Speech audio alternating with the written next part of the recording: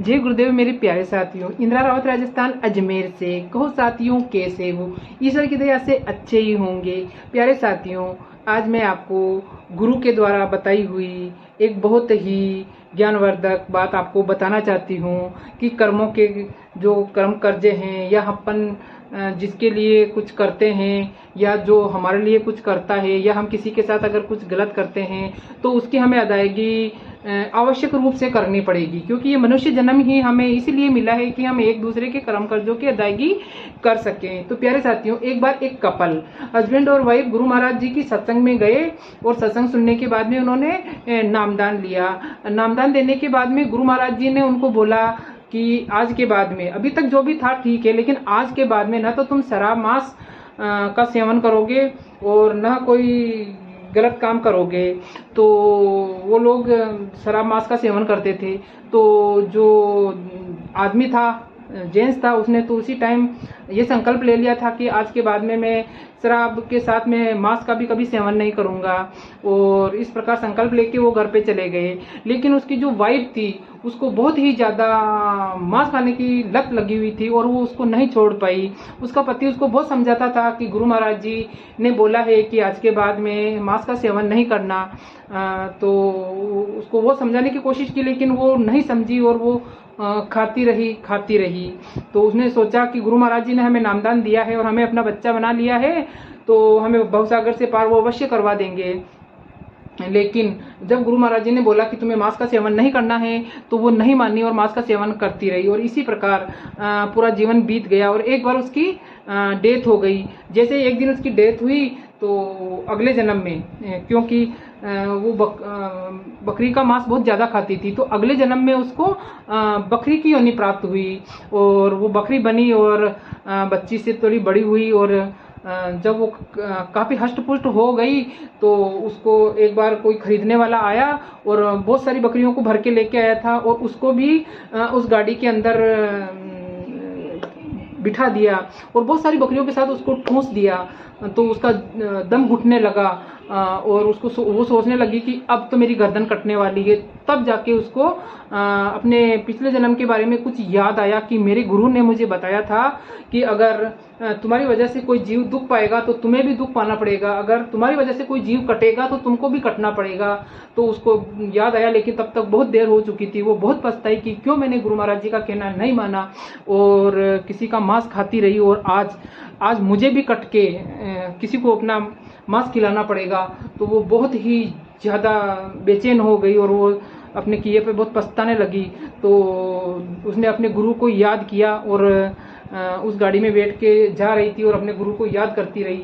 और जैसे ही उसने गुरु को याद किया तो वो गाड़ी जहाँ से जा रही थी तो पास में एक सत्संग हो रही थी और उसके अंदर गुरु महाराज जी सत्संग सुना रहे थे। तो ये एक गुरु की कृपा होती है कि कोई भी बच्चा उनको याद कर लेता है तो वो उनका अवश्य कल्याण करते हैं। तो वो गाड़ी वहाँ से निकली और वहाँ सत्संग हो रही थी। तो उस बकरी को देखते ही पता चल गया कि ये तो मेरे गुरु महाराज जी हैं।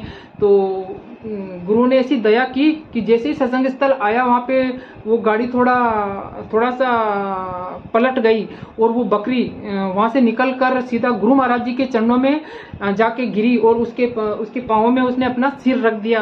और वो इतना रोने लगी कि उनके आंखों से बहने वाले आंसू से गुरु महाराज जी के पाँव ही पूरे गीले हो गए। ये दृश्य सिर्फ गुरु महाराज जी देख रहे थे और वो ही समझ रहे थे कि ये अपनी दिल और आत्मा से कितना रो रही है।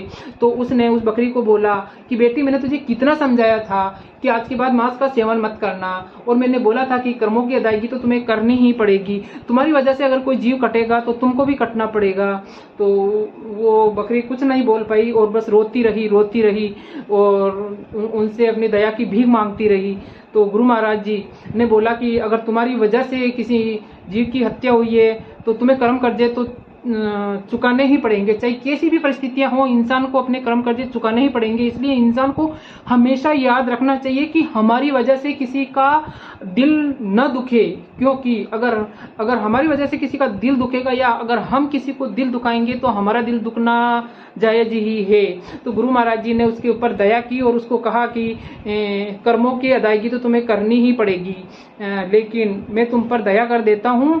तो उस बकरी को उसको एक बार उसको तो कटना तो पड़ा, लेकिन फिर उसको ऐसे घर में उसको मनुष्य जन्म दिया, एक सन्यासी के घर के अंदर, जो कि गुरु महाराज जी का परम भक्त था, उसके घर में उसको जन्म दिया। और उसी जन्म में उसके कर्म कर्जों को कटवा कर, क्योंकि बचपन से ही नामदानी बन गई और ध्यान भजन और सिमरन कर बहुत छोटी उम्र में ही वो गुरु को और भगवान को उसने प्राप्त कर लिया था। और क्योंकि ऐसे घर में जन्म लेने के कारण जो बचपन का खूब सारा टाइम यूं ही वेस्ट हो जाता है, तो वो टाइम उसके काम में आ गया और वो ध्यान भजन और सिमरन करने लगी और बहुत छोटी उम्र में ही उसने भगवान को प्राप्त कर लिया था और वो अपने परम धाम पहुंच गई थी। तो प्यारे साथियों, ये होती है गुरु की दया। तो मेरे प्यारे भाइयों और बहनों, अपने कर्मों को अच्छा रखिए, क्योंकि कोई भी इंसान यहाँ पे अमर रहने वाला नहीं है, हमें एक दिन अवश्य जाना पड़ेगा।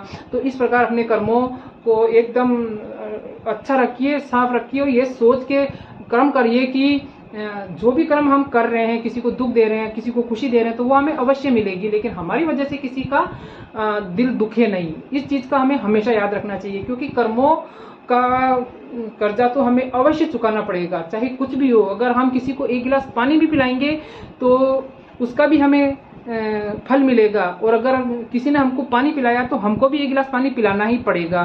तो इस प्रकार मेरे प्यारे दोस्तों, अपने कर्मों को हमेशा अच्छा बनाए रखिए और हमेशा ये याद रखिए कि हमें जो भी करना है और वो ही हमें वापस मिलना है। और हम यहाँ पर कर्मों का सफाया करने आए हैं, कर्म चढ़ाने नहीं आए हैं। तो प्यारे साथियों, आपको ये कहानी कैसी लगी? अच्छी लगी हो तो लाइक, कमेंट और शेयर कीजिए, और नए आए हो तो मेरे चैनल को सब्सक्राइब कीजिए और अपने कर्मों को हमेशा साफ सुथरा और स्वस्थ रखिए और आगे बढ़िए। जय गुरुदेव।